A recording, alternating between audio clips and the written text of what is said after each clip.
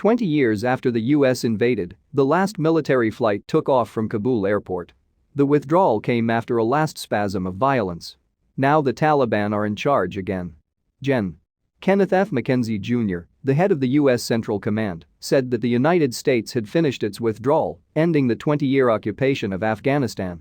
"I'm here to announce the completion of our withdrawal from Afghanistan and the end of the military mission to evacuate American citizens, third country nationals and vulnerable Afghans."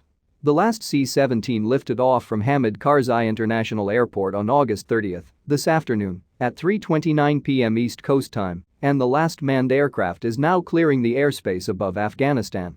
While the military evacuation is complete, the diplomatic mission to ensure additional U.S. citizens and eligible Afghans who want to leave continues.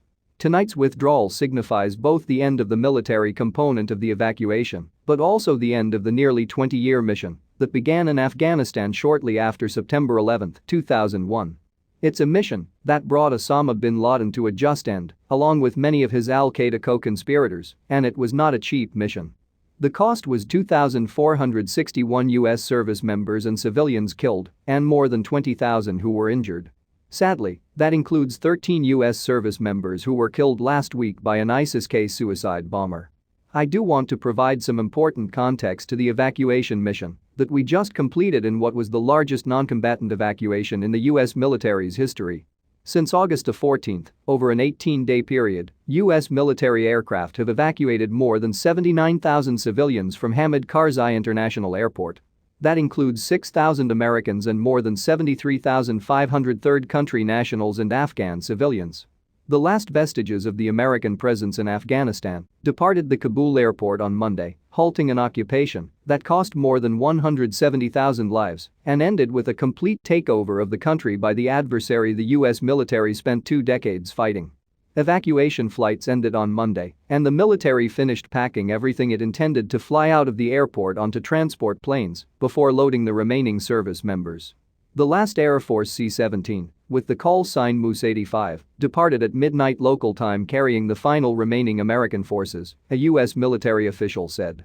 Tonight's withdrawal signifies both the end of the military component of the evacuation, but also the end of the nearly 20-year mission that began in Afghanistan shortly after September 11, 2001, said Gen. Kenneth F. McKenzie Jr., the head of the military's Central Command. "No words from me could possibly capture the full measure of sacrifices and accomplishments of those who served.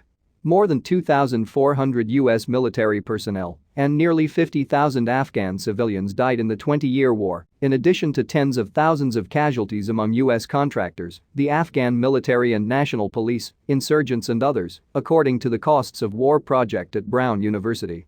President Biden said in a written statement that he would address the nation on Tuesday to mark the end of the war. "I want to thank our commanders and the men and women serving under them for their execution of the dangerous retrograde from Afghanistan as scheduled in the early morning hours of August 31, Kabul time, with no further loss of American lives," Mr. Biden said. "For now," he said, "I will report that it was the unanimous recommendation of the Joint Chiefs and of all of our commanders on the ground to end our airlift mission as planned.